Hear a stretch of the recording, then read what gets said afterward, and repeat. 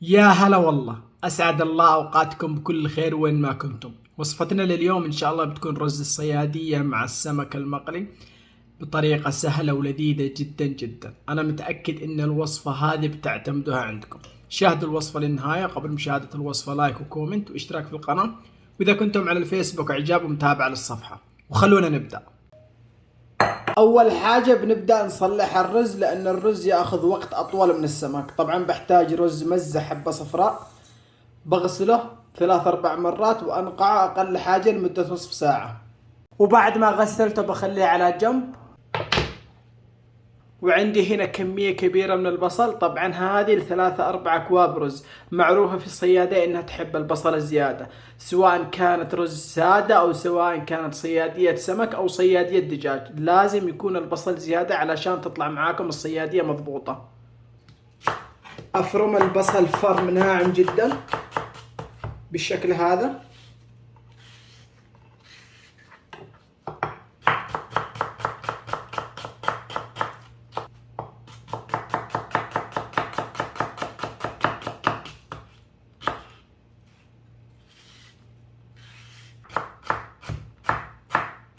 وبحتاج رأس ثوم، وبحتاج بهارات صحيحة عبارة عن فلفل أسود وكمون وقرفة وقرنفل وورق غار وهيل. أول شي بنزل شوية زيت، ملعقة كبيرة سمن، والآن بنزل البصل. بسم الله. أهم حاجة ما تكون كمية السمن والزيت بزيادة. أضيف الثوم والبهارات الصحيحة، ونستمر نقلب البصل على نار هادئة جدا حتى يتغير لونه ويغمق. لازم البصل يوصل معاكم للمرحلة هذه. أضيف عليه رأس السمك، تقليبة سريعة.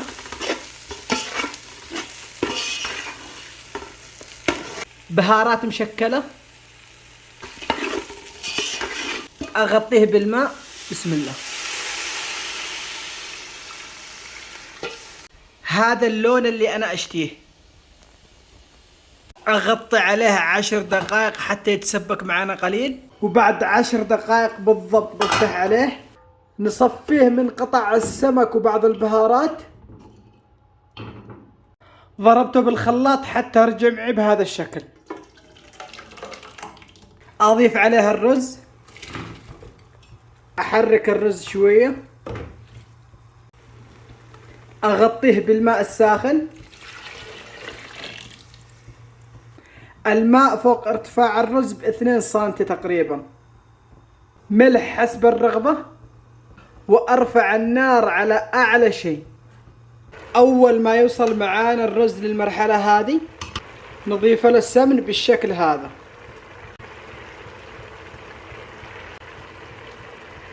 ونغلفه بقصدير تمام، ونهدأ النار نخليها شمعة لمدة 20 دقيقة، ويكون معاكم أحلى رز صيادية. بالنسبة للسمك عندي الجميلتين ذولا، طبعا منظفين من داخل، أبى أشرحهم بالشكل هذا.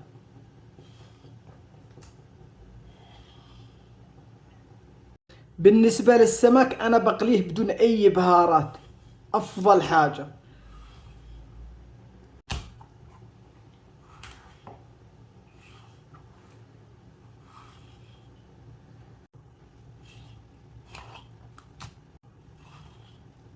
أول حاجة نقلي لنا شوية بطاطس، والآن بنبدأ نقلي. نقول بسم الله. أهم حاجة نتأكد إن السمك ما فيه أي ماء. طبعا الزيت ساخن. بسم الله. وهذه الثانية، وهذه الثالثة. طبعا هذه اللي قطعناها وسوينا منها الرز. أحلى حاجة أنكم تقلوا السمك بالطريقة هذه بدون بهارات بدون أي شيء. هذه الطريقة الصحيحة. على فكرة أنا أول شغلة اشتغلتها في حياتي اللي هي في السمك. طبعا أول كنت أدرس تقريبا في 5 ابتدائي، كنت ارجع من المدرسة اروح في محل سمك اشتغل. طبعا كانت شغلتي الوحيدة اني ايش اقلي.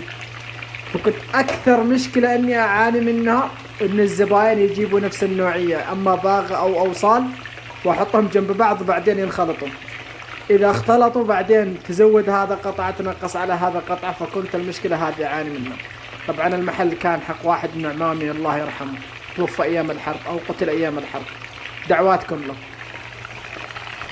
البهارات اذا بتضاف تضاف بعد القلي، تضاف بهارات بسيطة عبارة عن فلفل اسود وكمون ورشة ملح وقليل بهارات الكاري وسلامتكم.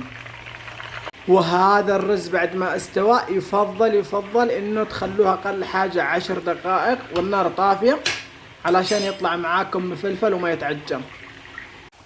السمك علشان يطلع معاكم مقرمش ومتحمر وما يتفتت معاكم وقت القلي لازم يكون الزيت ساخن جدا جدا، وما تقلبوه بنفس الوقت بسرعة، تخلوه ياخذ وقت وبعدين تقلبوه. شوفوا لي ما شاء الله تبارك الله. اول ما اطلعه من الزيت ارش له شوية بهارات بالشكل هذا، فلفل اسود وكمون وملح بس.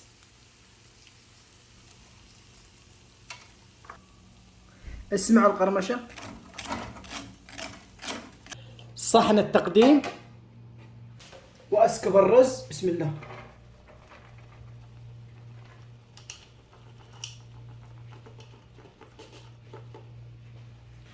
نوزعه بالشكل هذا. شوفوا لي ما شاء الله تبارك الله. واضيف السمك.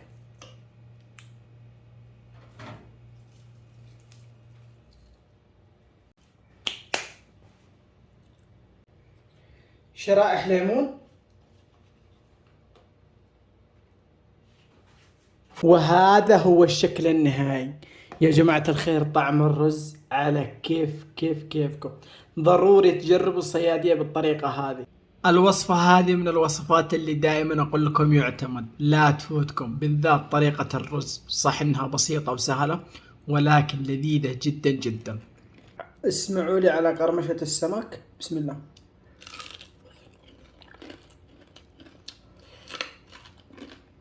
جيب اثنين بس اي ثوب